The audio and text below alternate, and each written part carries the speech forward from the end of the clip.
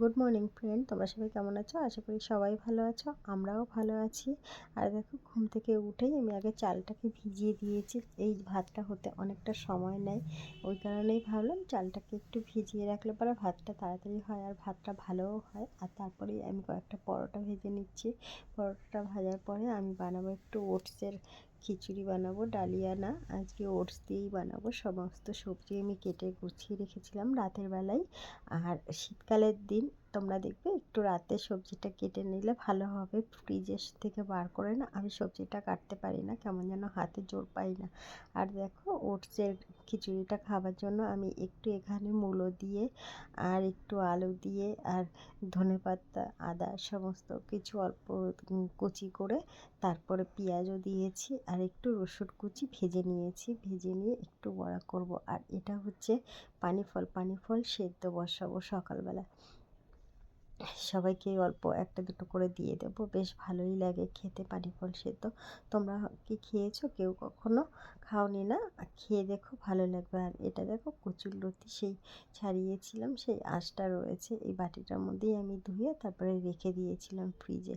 ওটা আমি আজ বানাবো না, কালকে বানাবো। শীতকালে কচুরলতিটা খুব একটা ভালো লাগে না খেতে।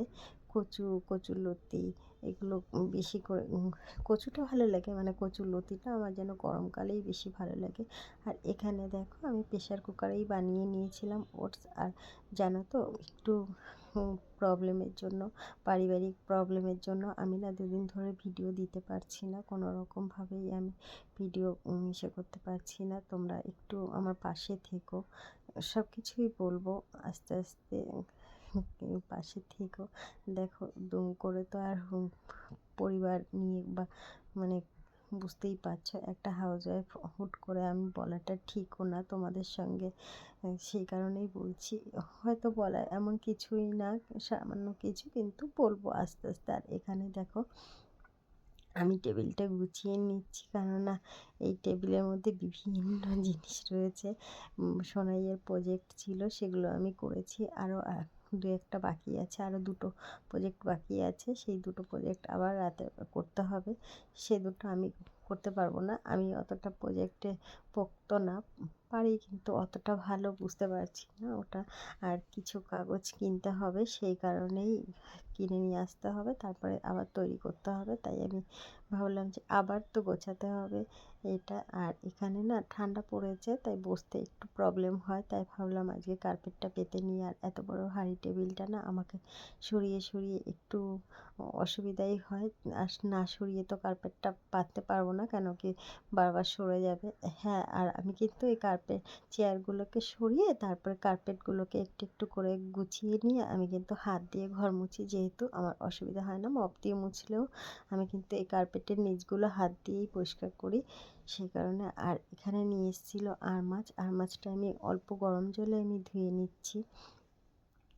জানো তো, মেয়েদের লাইফটা না এমন একটা লাইফ, ছেলেদের হয়তো আরও বেশি কষ্ট। আমরা হয়তো অনেক কিছু বলতে না পারলেও বলে ফেলি বা কিছু, কিন্তু ছেলেদের কথা হয়তো কাউকেই বলতে পারে না। আমরা হয়তো রাগ দুঃখ করে কাউকে বলতে পারি, কিন্তু জানো তো, সবার মতো না আমি পারি না যে হুট করে পরিবারের কাউকে বলা। আর যখন তোমার কোনো কিছু খারাপ সময় আসবে না, তখন যেন সবাই শেয়ার করতে পারে কি না আমি জানি না, কিন্তু আমি না কিছুতেই পারি না যে নিজের কারোর কাছে আমি কিছু শেয়ার করব। কেমন যেন আমার মুখে আটকে যায়। আমি এটা কেন পারি না আমি জানি না। হয়তো মনে হয় যে আমি কাউকে এটা হয়তো শেয়ার করলে ভালো হতো বা কিছু, কিন্তু করতে পারি না। ভাবি না, আমার খারাপ সময়টা আমি নিজেই কাটাতে চাই, আমি নিজেই কাটিয়ে উঠতে চাই। কিন্তু যখন আমার ভালো সময়, তখন না কেউ যদি আমাকে সেই খোঁচাটা দেয় না, খুব খারাপ লাগে। যে মানুষ না মানুষের খারাপ সময়টাকে করে না, মানে বুঝতেই চায় না। জানি না এটা কি শুধু আমার সাথেই হয়, আমি না অনেকগুলো বছর সংসার করেও বুঝতে পারি না এই জিনিসটা। আর দেখো, সমস্ত কাজবাজ ঘরবার পরিষ্কার করে দিয়ে তারপরে আমি এখানে ফুলগুলো তুলে নিয়েছি। স্নানটা করে এসেছিলাম, স্নানটা করে ঠাকুরের বাসন টাসন মেজে রেখে দিয়েছি, তারপরে আমি ফুলগুলো পেরে নিয়ে এসেছি। আর বাসনগুলো দেখো শুকিয়েও গেছে। আমি যেহেতু স্নানটা করে রোদে দিয়েছিলাম, তারপরে ঠাকুরঘরটা পরিষ্কার করে নিয়েছিলাম, তারপরে আমি ফুলগুলো পাড়তে গেছিলাম। আর ততক্ষণে সমস্ত কিছু শুকিয়ে গেছে বাসনগুলো বেশ।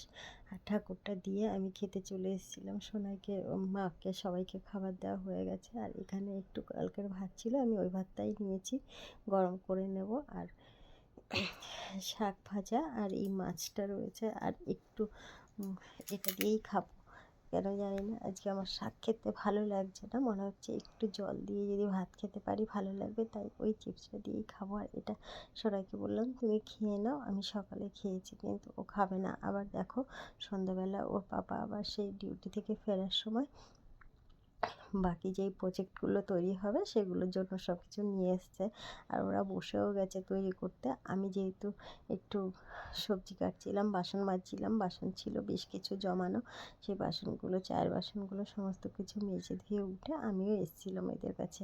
এই প্রজেক্টগুলো আমিও একটু হাতে হাতে হেল্প করছিলাম, যেহেতু অনেকটাই রাত হয়ে গেছিলো, ওর বাবা একা একা করছিল, তো সেই কারণে। চলো, ভিডিওটা যদি ভালো লাগে তাহলে একটু লাইক করে দিও আর শেয়ার করো।